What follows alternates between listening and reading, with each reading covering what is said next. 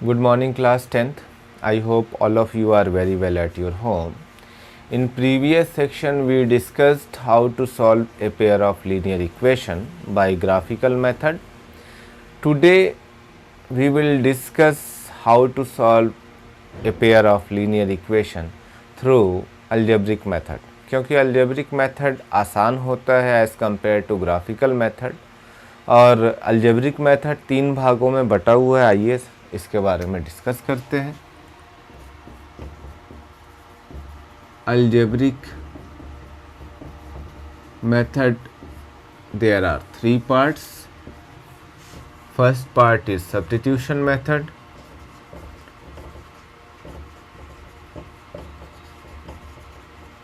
Second part is elimination method.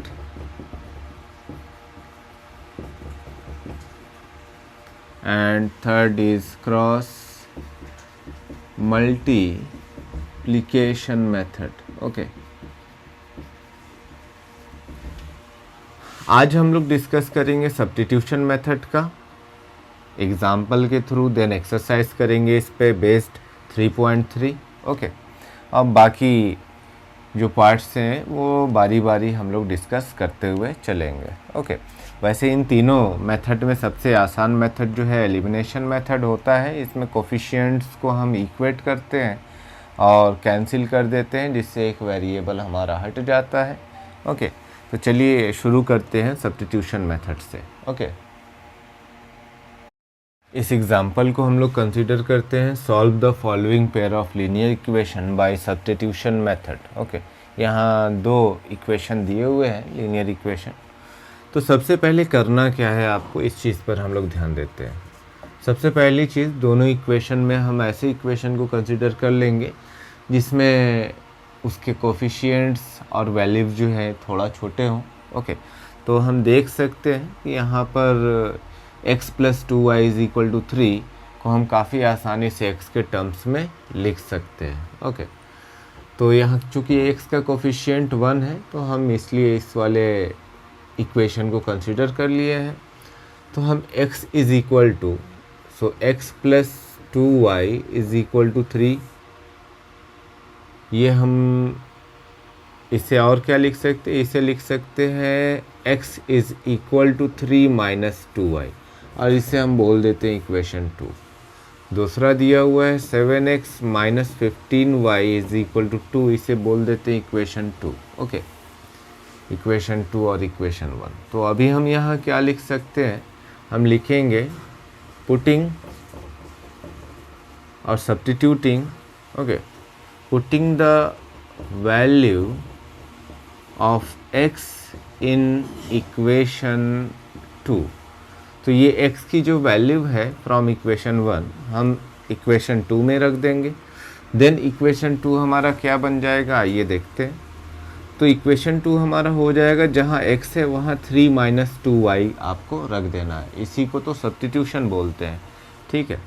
तो इस x variable की वैल्यू हम यहाँ सब्स्टिट्यूट कर देंगे. तो 7 ब्रैकेट में ये हो जाएगा अपना 3 - 2y, जहाँ x था हमने वहाँ 3 - 2y रख दिया, -15y = 2. ओके. अभी इसे सिंप्लीफाई करेंगे. 7 3 = 21, 7 2 = -14y और ये -15y = 2. ओके. तो ये दोनों माइनस के टर्म्स में हैं. तो -14y और -15y आपका हो जाएगा -29y = 2. इस -29y को ट्रांसपोज कर देंगे हम लोग राइट हैंड साइड. तो ये हो जाएगा 21 और ये -2 इधर आएगा = 29y. सो y = 19/29. ओके. 21 में से 2 जाएगा तो 19/29. तो y की वैल्यू आपको यहाँ पर मिल गई. अभी क्या करेंगे, इसको वापस से इक्वेशन 1 में y की वैल्यू रखेंगे तो हमें x की भी वैल्यू मिल जाएगी. ओके. फिर लिखेंगे putting the value of y in equation 1. तो इक्वेशन 1 में रखते हैं. इक्वेशन 1 क्या है अपना, x = 3 -2 और y की जगह हम लोगों ने रख देना है -19/29 और सिंप्लीफाई करेंगे तो ये हो जाएगा आपका 3x is equal to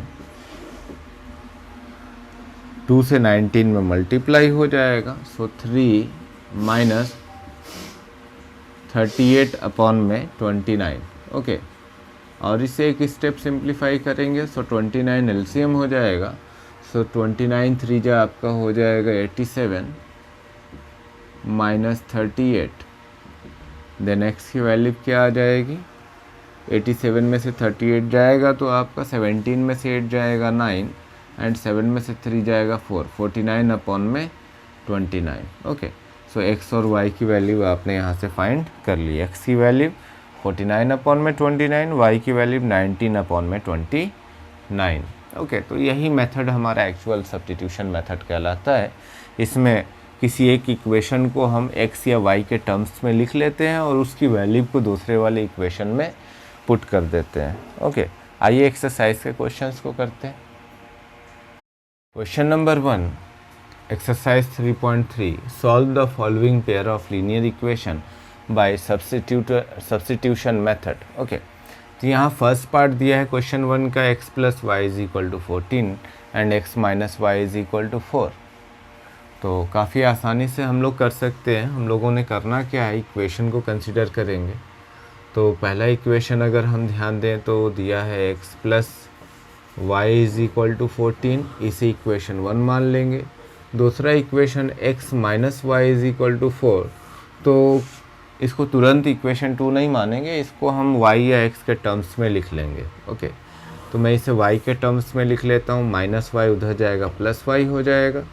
so y = x - 4 हो जाएगा। ओके, y = x - 4, 4 इधर आएगा तो माइनस हो जाएगा।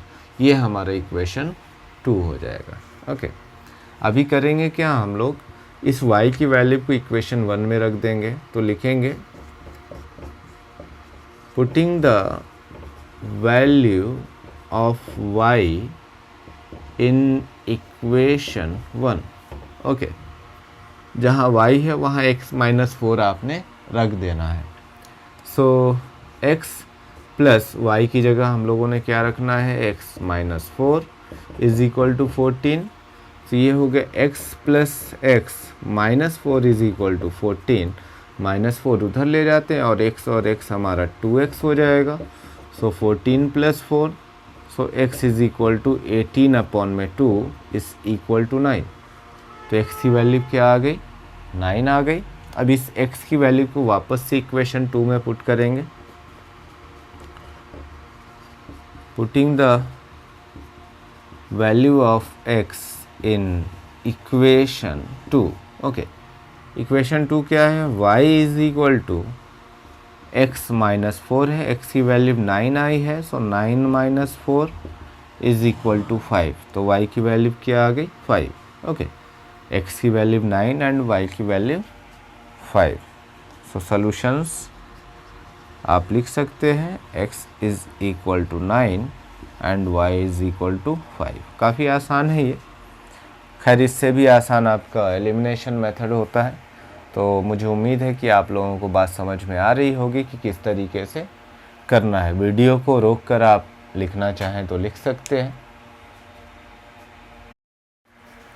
It is the second part of question number 1। तो आइए करते हैं। सबसे पहली चीज़, जो स्टैंडर्ड फॉर्म में इक्वेशन नहीं, सबसे पहले आप उसे स्टैंडर्ड फॉर्म में बना लें। जैसे कि मैं पहले इस इक्वेशन को कंसिडर करूँगा। सो s/3 + t/2 = 6। ओके, एलसीएम लेंगे तो 6 आएगा। तो ये हो जाएगा आपका 2s और ये हो जाएगा आपका 3t = 6। वापस से 6 इधर जाएगा तो ये हो जाएगा 2s + 3t = 36। ये आपका इक्वेशन 1 है। ओके, सीधे आपको इसको इक्वेशन नहीं बनाना है। सबसे पहले उस इक्वेशन को आपको स्टैंडर्ड फॉर्म में लेकर आना है, सिंप्लीफाई करके। सेकेंड वाली इक्वेशन को कंसिडर करते हैं, s minus T is equal to 3, तो हम लोग इसे t के टर्म्स में लिख लेते हैं। So t is equal to s minus 3, ये इक्वेशन 2।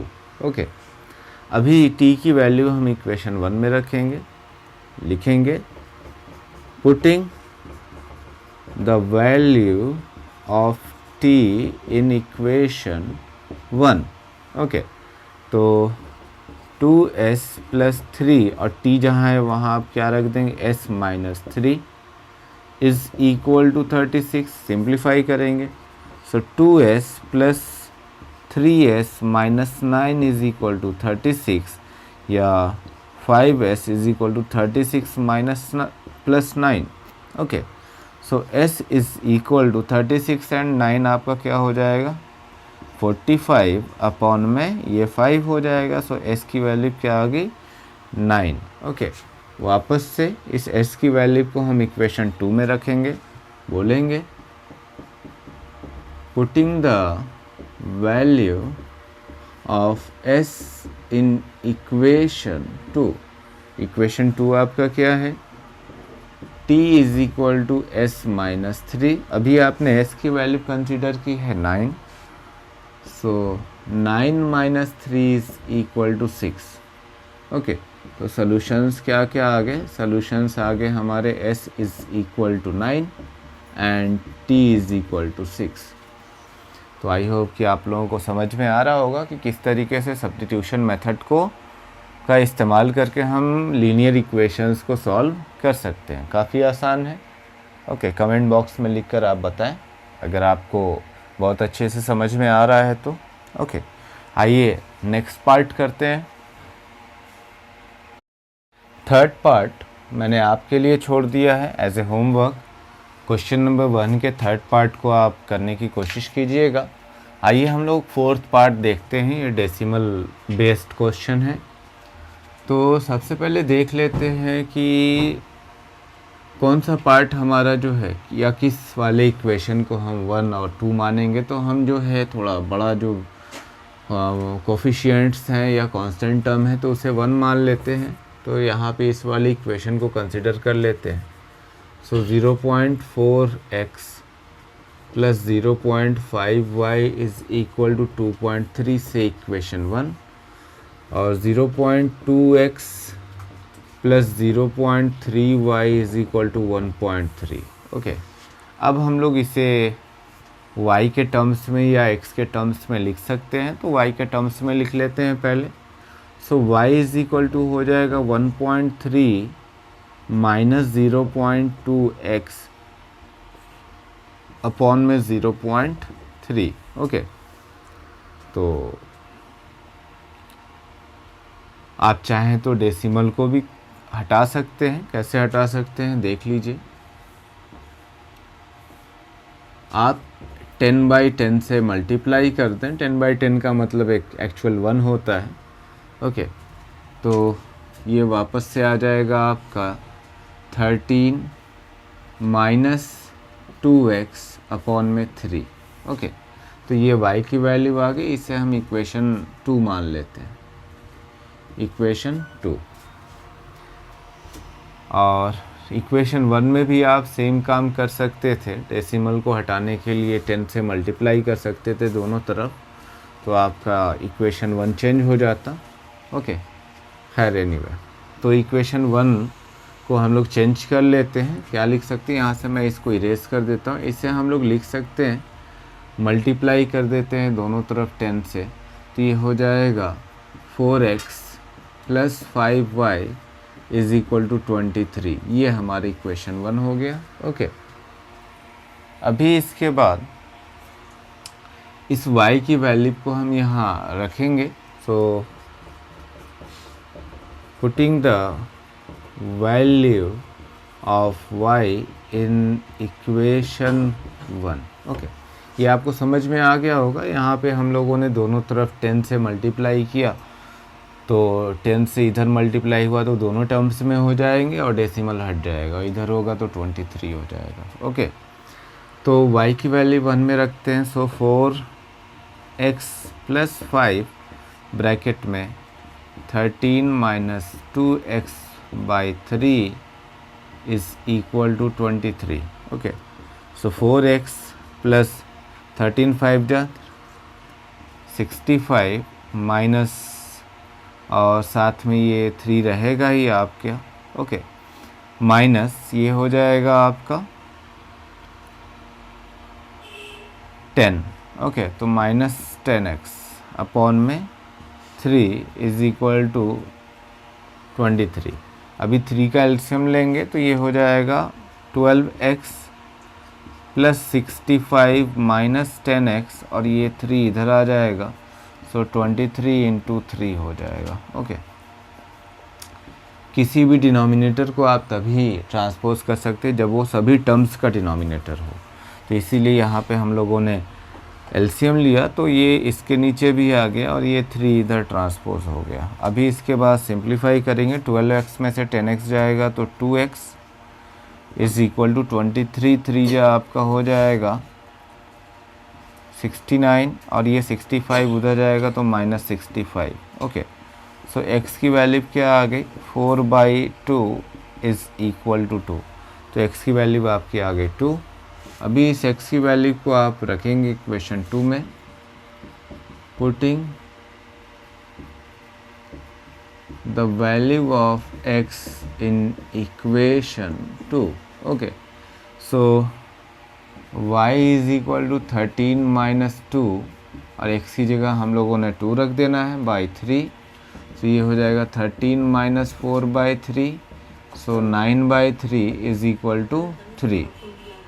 तो सॉल्यूशंस क्या हो गए अपने, x is equal to 2 and y is equal to 3। Okay, तो आई होप कि आप लोगों को समझ में आ गया होगा कि किस तरीके से हम लोगों को सॉल्व करना है। ओके, तो काफ़ी आसानी से आप क्वेश्चंस को सॉल्व कर सकते हैं। इसी तरीके से 5th वाले पार्ट को भी हम लोग चेक करते हैं।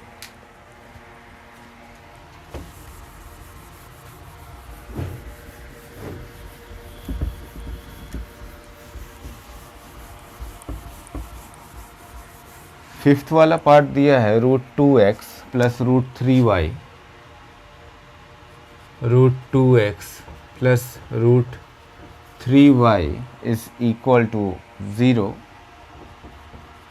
और सेकेंड इक्वेशन है √3x minus √8y, √3x minus √8y is equal to 0। Okay, ये 5th पार्ट है, तो इसको भी सॉल्व करते हैं हम लोग, देखते हैं कैसे होगा।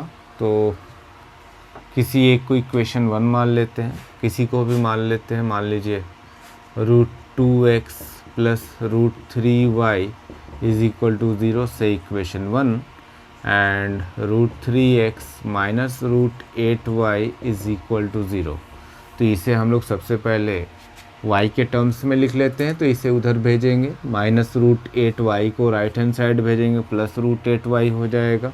Okay, so √3x is equal to √8y, so y is equal to हो जाएगा √3x अपॉन में √8 और अब हम इसे इक्वेशन 2 मानेंगे, इसको हम वैल्यू इक्वेशन 1 में रखेंगे। Okay, putting the value of y in equation 1, so √2x plus √3 और ब्रैकेट में अपना हो जाएगा y की जगह √3x अपॉन में √8 is equal to 0। Okay, so √2x और ये √3 और √3 आपका हो जाएगा 3x अपॉन में √8 इज़ इक्वल टू 0। अभी √8 का 2 से जो है कि मल्टीप्लाई होगा। ओके, तो 8 2 जा 16 हो जाएगा, √16 और इसका स्क्वायर रूट होता है 4, तो एलसीएम लेंगे, सो √8, तो यहाँ √8 into √2x plus 3x is equal to 0, तो यहाँ √16 हो जाएगा और 16 का होता है 4x, so 4x plus 3x is equal to √8। Okay, so 7x is equal to √8 sorry root 8 नहीं बचेगा, यहाँ 0 बचेगा, आप देख सकते हैं, क्योंकि रूट 8 का मल्टीप्लाई 0 में होगा 0। सो x की एक्चुअल वैल्यू क्या आ गई, 0/7 या 0। ओके, तो यहाँ x की वैल्यू 0 आ गई, तो रख देंगे इसको इक्वेशन 1 में, 2 में, putting x is equal to 0 in equation 2। Okay, equation 2 क्या है हमारा, y is equal to √3x upon में √8, तो जाहिर सी बात है ये भी पूरा टर्म्स हमारा 0 हो जाएगा। So y is equal to 0। So solutions क्या हो गए, सॉल्यूशंस हो गए x is equal to 0 and y is equal to 0। Okay, तो क्वेश्चन नंबर 1 के 4 पार्ट हम लोगों ने देखे, first part, second part and fourth part and fifth part. Okay, तो मैंने third part and fifth part आपके लिए छोड़ दिया है, तीसरा और छठा पार्ट आप कीजिए, और फर्स्ट, सेकंड, फोर्थ और फिफ्थ को भी दोबारा से अपने से प्रैक्टिस कीजिए और देखिए कि क्या आप कर पा रहे हैं या नहीं कर पा रहे हैं। ओके, और बाकी के पार्ट्स को सॉल्व करके आप ज़रूर अपने रिस्पेक्टिव सब्जेक्ट टीचर को भेजें। जैसे क्लास 10th E और 10th F के बच्चे कोशिश करें भेजने की, क्योंकि आप में से बहुत कम बच्चे एक्टिव मोड पर हैं। और नेक्स्ट लेक्चर में हम लोग क्वेश्चन नंबर 2 और क्वेश्चन नंबर 3 के सारे पार्ट्स करने की कोशिश करेंगे। Thank you for watching.